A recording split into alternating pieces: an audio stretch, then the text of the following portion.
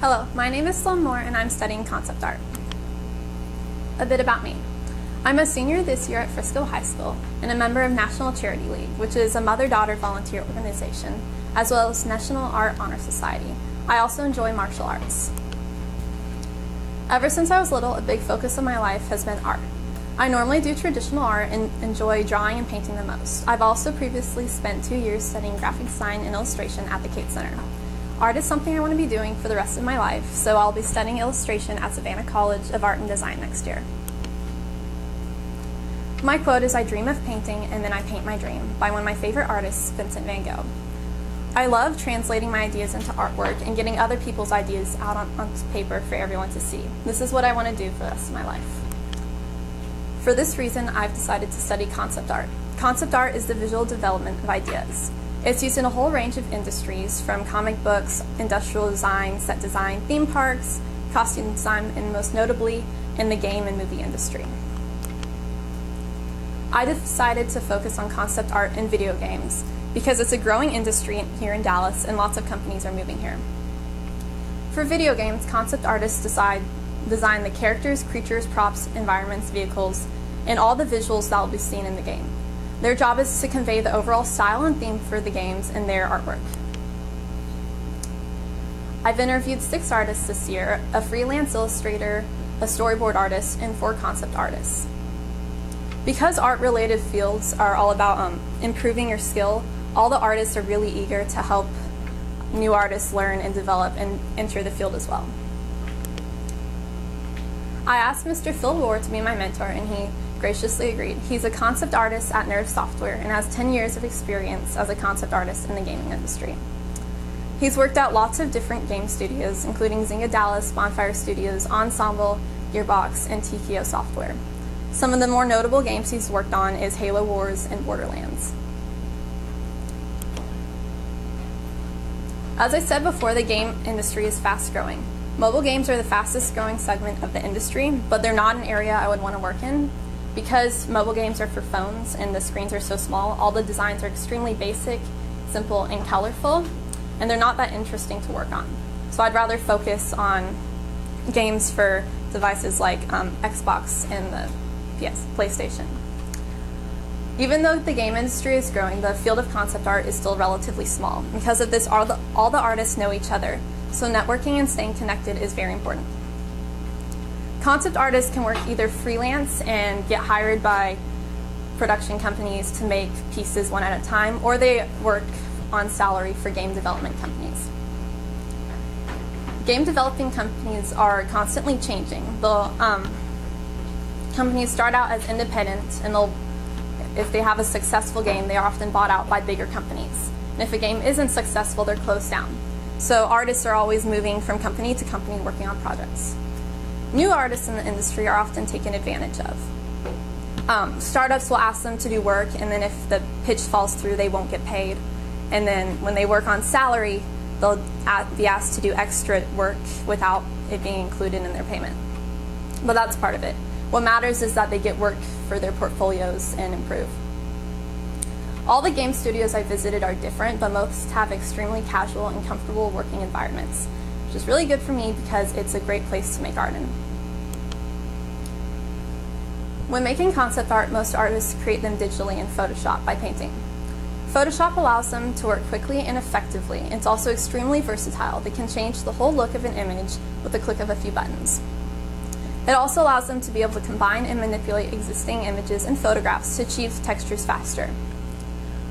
Concept artists have to be able to design anything. They'll be asked to design people, plants, creatures, anything that is seen in the game, they'll be asked to design.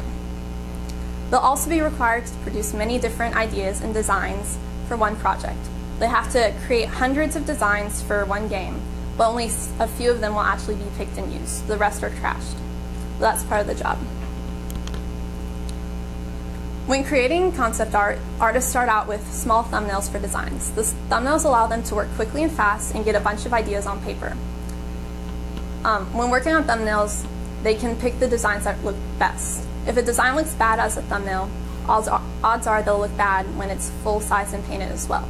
So it saves a lot of time because they can pick the best ones and trash any bad ideas.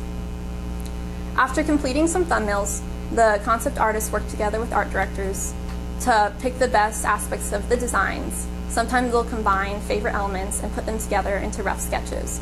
And after those are approved, they'll create final designs that are fully painted and textured. This is the finished concept for what will be in the game.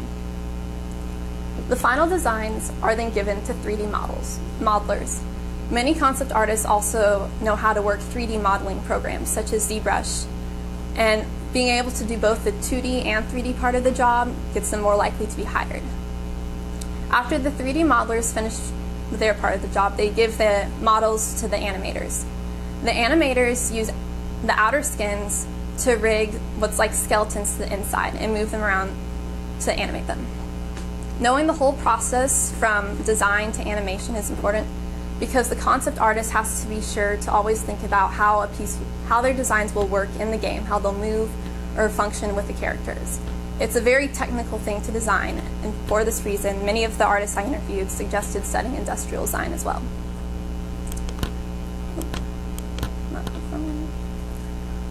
All the artists I talked to also stress the importance of a good portfolio. A portfolio is like an artist's resume. It has to showcase all their best work in a variety of what they can do. When applying to a job, artists should look at the style of the games their company makes and include work that fits that style in their portfolio. They should also always keep their portfolios up to date with new work. They don't want to have a long period of time without creating new work. And a portfolio often says more about an artist than a college degree.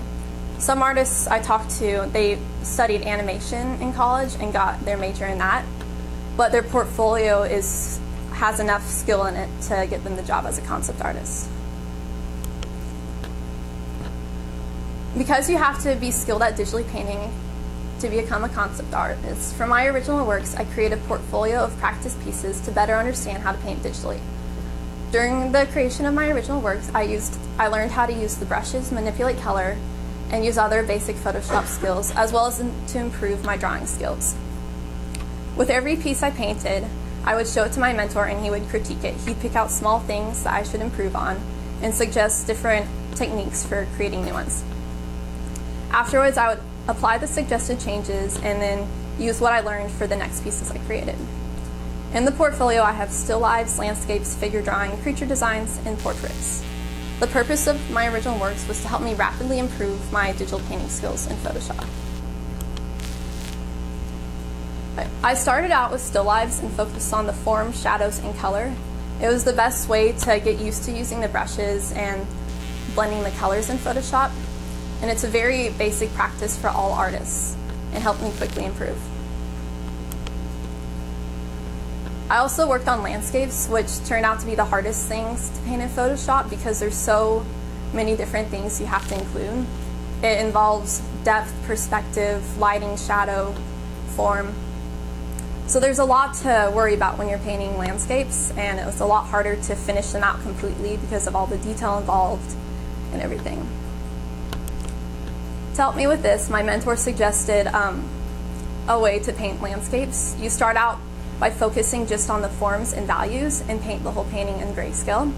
And then on a different layer, you paint the basic colors, which you can then overlay on top of the grayscale. And it'll keep all the values and the colors, and you're able to focus on one part of the painting at a time.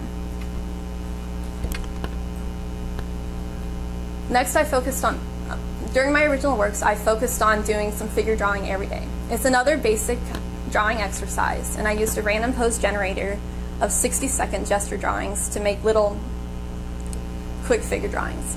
Being able to skillfully draw people is a very important thing to being an artist, and it's often considered one of the hardest.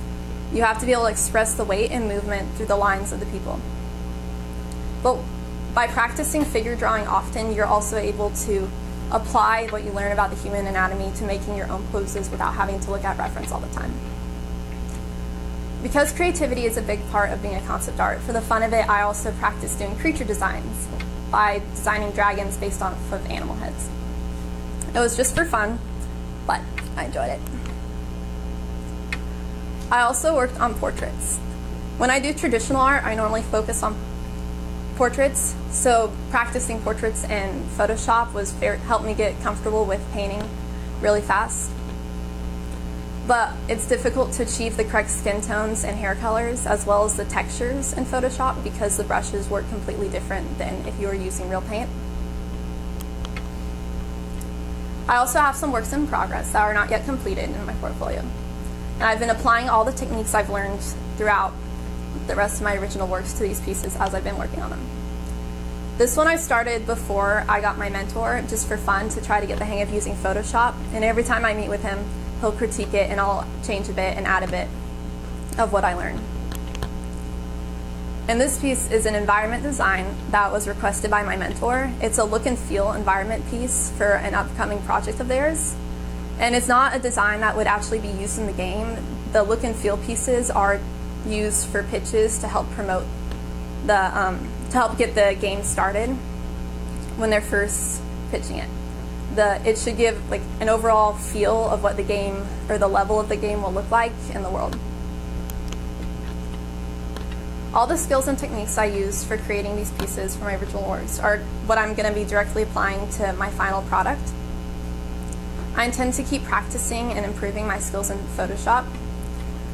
Well, learning how to digital paint, a big part of it is looking at other artists' work and learning from the techniques they use.